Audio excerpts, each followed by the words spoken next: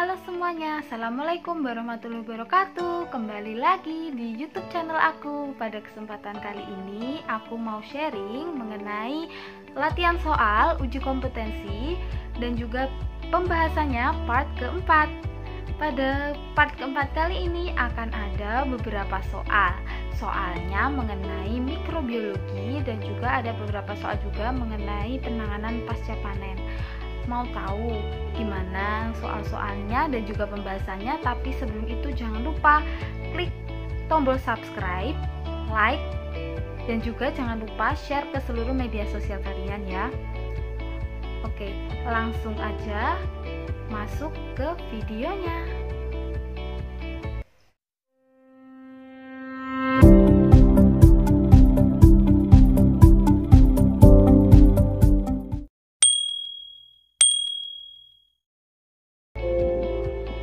Oke, langsung masuk ke soal uji kompetensi gizi dan pembahasannya part keempat. Ini dia soal nomor 1. Laporan dalam tabel sebagai berikut. Nomor 1, telunjuk tangan belum dicuci. Nomor 2, jari tengah dicuci tanpa sabun. Nomor 3, jari manis dicuci dengan sabun. Kemudian menggunakan media nutrien agar atau NA. Pertumbuhan mikrobanya bisa ditandai dengan hal seperti ini. Kemudian pertanyaan soal, apakah perilaku penjamah makanan di atas? Pilihan jawaban A, tidak cuci tangan, B, cuci tangan pakai air mengalir, C, cuci tangan pakai air dan sabun, D, cuci tangan pakai air dan sabun selama 20 detik, yang E, cuci tangan pakai antiseptik. Berdasarkan jawaban dari soal nomor 1 tadi, yaitu tidak cuci tangan. Kenapa demikian? Penjelasannya adalah bisa dilihat dari pertumbuhan mikroba. Dengan tanda seperti ini, itu menunjukkan pertumbuhan koloni yang menyebar. Untuk tabel yang dipaparkan ini akan dijelaskan pada slide berikutnya. Ini merupakan uji apa sih? Yaitu uji pengaruh sanitasi terhadap tingkat kebersihan tangan pekerja. Adapun bahannya yaitu 3 cawan PDA steril, 3 cawan NA steril, kemudian alatnya 6 cawan Petri ukuran sedang dan bertutup. Kemudian ada juga inkubator. Pembagian kelompok 1, 2, dan 3. Untuk yang kelompok 1, tangan belum dicuci, kelompok 2 tangan dicuci tanpa sabun, kelompok 3 dicuci dengan sabun. Langkah kerjanya, siapkan oleh masing-masing kelompok 2 cawan Petri yang telah diisi dengan PDA dan NA steril. Kemudian beri tanda dengan nama, contoh sesuai pembagian kelompok dan media yang digunakan. Untuk kelompok 1, seorang siswa yang belum dicuci tangannya menempelkan kelima jari tangannya sebelah kanan pada cawan yang berisi PDA. Seorang siswa lainnya menempelkan jari tangannya pada cawan yang berisi NA, kemudian cawan ditutup kembali. Lakukan hal yang sama untuk kelompok 2 dan 3 sesuai dengan pembagian kelompoknya. Inkubasikan dengan posisi cawan terbalik pada suhu kurang lebih 30 derajat Celcius selama 2-3 hari. Amati pertumbuhan mikroba dan berikan pembahasan terhadap pengamatan yang telah dilakukan. Nyatakan pertumbuhannya dengan tanda strip ini untuk benar-benar tidak terjadi pertumbuhan mikroba. Kemudian yang seperti ini yaitu pertumbuhan mikroba menyebar seperti yang dipaparkan tabel pada soal nomor 1 tadi. Nah, kemudian uji pengaruh sanitasi terhadap tingkat kebersihan tangan pekerja, itu penjelasannya adalah tangan pekerja merupakan bagian tubuh yang paling sering kontak dengan bahan pangan selama pengolahan.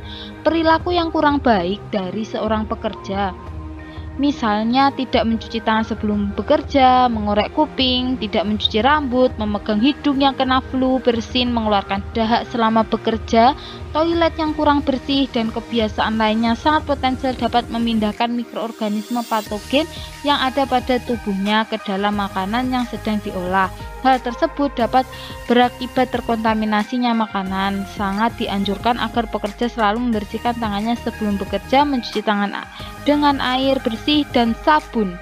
Jadi tidak cukup dengan air bersih, tapi juga harus dengan sabun serta disediakan lap tangan dan tisu.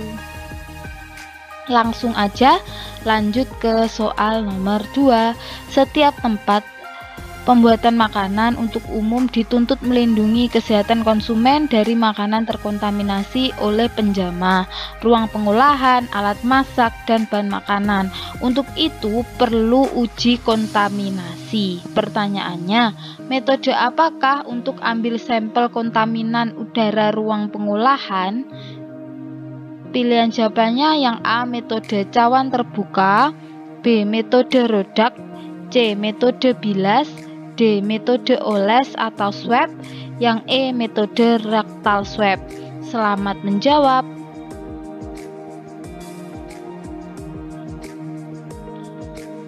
Yaps, jawaban dari pertanyaan nomor 2 yaitu metode cawan terbuka. Bagaimana penjelasannya?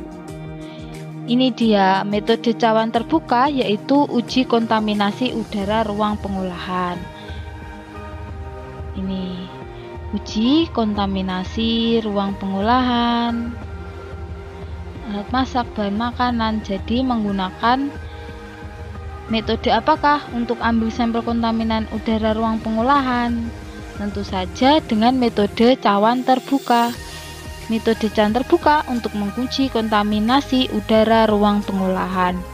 Bahan per kelompok: 2 cawan nutrien agar steril, 2 cawan PDA atau potato dextrose agar steril, kemudian alat per kelompok 4 cawan Petri steril, dan juga inkubator. Pembagian kelompoknya ada kelompok 1 dan kelompok 2. Kelompok 1 ruang pengolahan dengan waktu kontak 10 menit dan 20 menit. Kelompok 2 ruang penyimpanan dengan waktu kontak 10 menit dan 20 menit.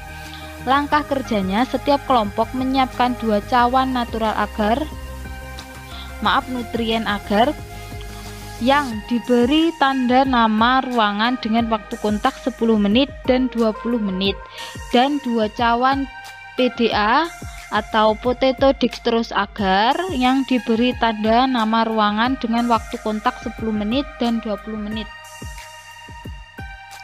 Secara bersamaan, bukalah tutup cawan-cawan tersebut di dalam ruangan yang telah ditetapkan, sehingga agar di dalam cawan mengalami kontak dengan udara di dalam ruangan tersebut. Kemudian tutuplah cawan Petri satu persatu setelah 10 menit dan 20 menit. Berikut merupakan gambar dari metodenya. Cawan Petri diisi agar, kontak dengan udara ruangan selama 10 menit, kemudian diinkubasi pada suhu kurang lebih 30 derajat Celcius selama 2-3 hari. Amati adanya pertumbuhan dan dihitung jumlah koloni yang tumbuh. Jika pertumbuhan koloni menyebar dan sulit untuk dihitung, nyatakan secara relatif dengan tanda strip sampai plus. Sebutkan kelompok mikroba yang dominan tumbuh pada cawan nutrien agar atau PDA. Nah, nutrien agar ini untuk bakteri, sedangkan potato dextrose agar itu kupang dan kamir. Laporkan hasil pengamatan dalam bentuk tabel. Bentuk tabelnya itu nanti seperti ini dalam pelaporannya. Kemudian yang B tadi kan ada metode rodak. Metode rodak ini untuk uji kontaminasi wadah dan alat pengolahan. Bahannya 2 cawan agar PCA steril, suhu 45 derajat Celcius, kemudian ada 100 ml larutan pengencer, yaitu larutan buffer fosfat. Kemudian alatnya 2 cawan Petri steril ukuran 5-6 cm tanpa tutup, 2 cawan Petri steril ukuran 8-10 cm lengkap dengan tutupnya. Kemudian ada inkubator. Kelompok 1 untuk talenan, kelompok 2 itu panci atau wajan. Dengan langkah kerjanya atau bisa juga menggunakan alat-alat yang lain. Ini hanya contoh praktikumnya, contoh ujinya. ini kan alat pengolahan, jadi bisa menggunakan alat apa saja yang ingin diuji. Kemudian cawan kecil yang telah diisi penuh dengan posisi terbalik, tekankan cawan kecil yang berisi agar pada permukaan alat yang akan diuji selama 4 detik. Cawan kecil kemudian diletakkan di dalam cawan yang lebih besar pada posisi normal, kemudian ditutup dan diberi tanda nama. Kemudian ini cawan kecil yang diisi dengan agar sesuai dengan langkah pertama, kemudian kontak selama 4 detik. Posisi cawannya dalam keadaan terbalik ya. Kemudian tempatkan pada cawan besar, posisinya normal dan diinkubasi kurang lebih 30 derajat Celcius. Ini dia lanjutannya. Setelah diinkubasi pada suhu 30 derajat Celcius selama 2-3 hari, bisa dihitung koloni yang tumbuh dan luas cawan Petri dan dinyatakan dalam jumlah koloni per 100 cm kuadrat luas permukaan alat. Jumlah koloni per 100 cm persegi sama dengan seperti ini rumusnya. Jika perhitungan jumlah koloni tidak mungkin dilakukan karena pertumbuhan yang menyebar, nyatakan dengan tanda strip, artinya tidak ada pertumbuhan. Sampai dengan ini plus ini jika pertumbuhannya menyebar. Laporkan hasil pengamatan dalam bentuk tabelnya seperti ini. Langsung lanjut ke opsi C, yaitu membahas mengenai metode bilas. Nah, metode bilas ini sama seperti rodak tadi untuk uji kontaminasi wadah dan alat pengolahan. Metode bilas ini bahan-bahannya 50 ml agar PCA cair steril, 120 ml larutan pengencer, kemudian alatnya 2 cawan Petri ukuran sedang, kemudian ada inkubator, dan kelompok 1 botol kecap, kelompok 2 botol selai. Langkah kerjanya, siapkan 2 cawan Petri steril yang diberi tanda botol dan jumlah contoh. Masukkan 20 ml larutan pengencer ke dalam botol selai dan 100 ml ke dalam botol kecap. Bilas seluruh permukaan bagian dalam botol dengan cara memutar-mutar botol secara horizontal sebanyak 10 kali. Inkubasi 2 cawan Petri masing-masing dengan 1 ml suspensi. Kemudian tuangkan di atasnya PCA cair sebanyak kurang lebih 20 ml dan biarkan membeku. Nah, ini satu, ini larutan pengencer ya. Yang kedua ini adalah agar cair. Ini dimasukkan. Setelah dimasukkan, kemudian cawannya ditutup dan diinkubasi selama diinkubasi kurang lebih dengan suhu 30 derajat Celcius. Kemudian setelah diinkubasi itu dibiarkan pada masa inkubasi itu dibiarkan selama 2-3 hari. Barulah bisa dihitung koloni yang tumbuh dan dinyatakan dalam jumlah koloni per wadah botol dengan perhitungannya sebagai berikut. Bila pertumbuhan koloni menyebar, dinyatakan dengan tanda plus. Laporkan dalam tabel sebagai berikut. Jadi pelaporannya itu seperti itu ya tabelnya. Kemudian lanjut ke metode oles atau swab. Nah, metode oles atau swab ini untuk menguji kontaminasi bahan pangan. Bahannya 50 ml agar PCA cair steril, 20 ml larutan pengencer. Kelompok 1 ada ikan atau daging, kelompok 2 sayuran, daun sawi, sosin dan lain-lain. Terserah, ini kan hanya contoh. Bisa menggunakan bahan pangan apapun sebenarnya. Ini kan hanya contoh praktikum uji. Kemudian alatnya 2 buah can Petri, kemudian ada inkubator, ada swab batang oles atau cotton bud steril, 2 tabung reaksi. Kemudian langkah kerjanya, setiap kelompok menyiapkan sebuah tabung reaksi yang berisi 5 ml larutan pengencer dan batang oles yang telah disterilkan serta sebuah can Petri. Peras batang oles dengan cara menekan-nekannya pada dinding tabung reaksi bagian atas. Gunakan batang oles untuk menyeka permukaan bahan pangan yang diuji seluas 2,5 kali 2 cm. Ini bisa dilihat di gambar 5, contoh melakukan uji kontaminasi bahan pangan menggunakan metode oles atau swab, yaitu larutan, pengencer, ini cotton bud, kemudian permukaan bahan, ini kan bahan pangan di permukaannya. Kemudian setelah dioles, diaduk dan diputar. Kemudian setelah dituangkan baru diinkubasi dengan suhu kurang lebih 30 derajat Celcius. Penjelasannya, batang oles dimasukkan kembali ke dalam tabung, aduk dan tabung diputar-putar selama 2 menit. Lakukan pemupukan, yaitu dengan pemasukan 1 ml suspensi ke dalam can Petri, kemudian tuangkan agar PCA cair steril, tutup dan biarkan sampai membeku. Kemudian inkubasi pada suhu kurang lebih 30 derajat Celcius selama 2-3 hari. Amati perkembangan mikroba dan hitung koloninya atau nyatakan dengan tanda plus, plus plus atau plus plus plus. Jumlah mikroba per cm dirumuskan dengan seperti ini. Laporkan laporannya dengan tabel yang seperti ini. Untuk ini adalah lanjutan penjelasan dari gambar yang sebelumnya ya. Dan yang terakhir ada metode rectal swab. Nah, metode rectal swab ini salah satu metode dalam pemeriksaan kesehatan penjamah makanan adalah dengan menggunakan pemeriksaan rectal swab, yaitu pemeriksaan dengan melakukan apus pada sekitar anus dan sekitar perianal.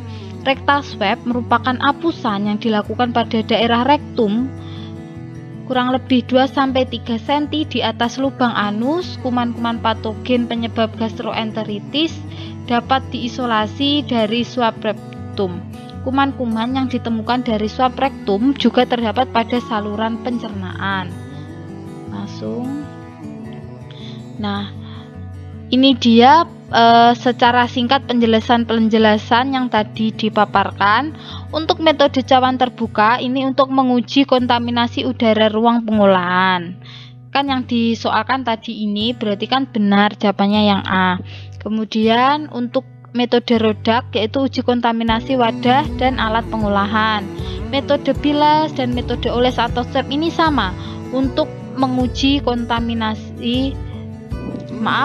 Metode bilas ini sama dengan metode rodak yaitu uji kontaminasi wadah dan alat pengolahan, sedangkan metode oles atau swab ini untuk uji kontaminasi bahan pangan. Jadi yang sama itu yang rodak dan bilas, bukan bilas dengan oles atau swab. Jadi yang metode rodak dengan metode bilas sama, yaitu untuk uji kontaminasi wadah dan alat pengolahan, sedangkan yang terakhir metode rectal swab untuk pemeriksaan kesehatan penjamah makanan. Lanjut aja ke soal nomor 3. Semakin lengkap komposisi kimia atau gizi dari suatu bahan pangan, maka bahan pangan akan semakin mudah mengalami kerusakan. Faktor yang mempengaruhi terjadinya kerusakan bahan pangan adalah A. AW, B. Suhu, C. Oksigen, D. pH, E. Semuanya benar. Jawaban dari pertanyaan itu adalah semuanya benar. Mengapa demikian? Ini dia pembahasannya. Kerusakan bahan pangan dapat disebabkan oleh beberapa faktor berikut ini: pertumbuhan dan aktivitas mikroba, aktivitas enzim, serangga parasit dan tikus, suhu, pemanasan dan pendinginan, kadar air, udara atau oksigen, sinar, dan waktu. Silakan sesuai.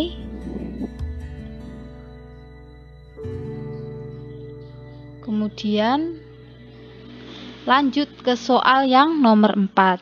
Browning pada makanan dapat terjadi secara kimia dan enzimatis. Secara kimia terjadi reaksi Maillard, sedangkan secara enzimatis terjadi karena adanya aktivitas enzim. Cara yang tepat untuk menghindari browning pada sayuran dapat dilakukan dengan A. Blanching dan perendaman larutan garam, B. Perendaman air kapur, C. Pendinginan, D. Blanching saja, E. Semua salah. Selamat menjawab. Oke, jawaban dari soal nomor 4 yaitu A. Blanching dan perendaman larutan garam.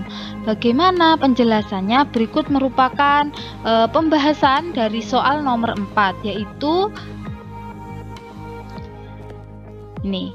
Pencegahan pencoklatan dapat dilakukan dengan cara berikut. Pengurangan oksigen atau O2 atau penggunaan antioksidan misalnya vitamin C ataupun senyawa sulfit. Antioksidan dapat mencegah oksidasi komponen-komponen fenolat menjadi kuinon berwarna gelap. Sulfit dapat menghambat enzim fenolase pada konsentrasi 1 ppm secara langsung atau mereduksi hasil oksidasi kuinon menjadi bentuk fenolat sebelumnya, sedangkan penggunaan vitamin C dapat mereduksi kembali kuinon berwarna hasil oksidasi O-kuinon menjadi senyawa fenolat atau O-difenol tak berwarna. Asam askorbat selanjutnya dioksidasi menjadi asam dehidroaskorbat. Ketika vitamin C habis, komponen berwarna akan terbentuk. Kemudian yang kedua, mengontrol reaksi browning enzimatis dengan menambahkan enzim mometiltransferase sebagai penginduksi. Kemudian mengurangi komponen-komponen yang bereaksi browning melalui deaktivasi enzim fenolase yang mengandung komponen CU atau kofaktor esensial yang terikat pada enzim PPO. Silating agen ETA atau garam dapat digunakan untuk melepaskan komponen CU dari enzim sehingga enzim menjadi inaktif. Kemudian ada yang keempat, pemanasan untuk menginaktivasi enzim-enzim. Enzim umumnya bereaksi optimum pada suhu 30-40 derajat. Pada suhu 45 derajat enzim mulai terdenaturasi dan pada suhu 60 derajat Celcius mengalami dekomposisi. Pemanasan dengan ini biasanya blanching itu ya. Kemudian yang kelima, penambahan sulfit. Larutan sulfit bertujuan untuk mencegah terjadinya browning secara enzimatis maupun non-enzimatis. Selain itu, juga sulfit berperan sebagai pengawet pada browning non-enzimatis. Sulfit dapat berinteraksi dengan gugus karbonil yang mungkin ada pada bahan. Hasil reaksi tersebut akan mengikat melanoidin sehingga mencegah timbulnya warna coklat. Sedangkan pada browning enzimatis, sulfit akan mereduksi ikatan sulfida pada enzim sehingga enzim tidak dapat mengkatalisis oksidasi senyawa fenolik. Penyebab browning, sulfit merupakan racun bagi enzim dengan menghambat kerja enzim esensial. Sulfit akan mereduksi ikatan disulfida enzim mikroorganisme sehingga aktivitas enzim tersebut akan terhambat. Dengan terhambatnya aktivitas enzim, maka mikroorganisme tidak dapat melakukan metabolisme dan akhirnya akan mati. Sulfit akan lebih efektif dalam bentuk yang bebas atau tidak terdisosiasi, sehingga sebelum digunakan sulfit dipanaskan terlebih dahulu. Selain itu, sulfit yang tidak terdisosiasi akan lebih terbentuk pada pH rendah 2,5 sampai 4. Dan pada pembuatan manisan bengkuang ini, pH rendah atau suasana asam diperoleh dari penambahan asam sitrat. Dan yang keenam, pemberian asam sitrat. Pemberian asam sitrat itu dapat mencegah pencoklatan atau browning.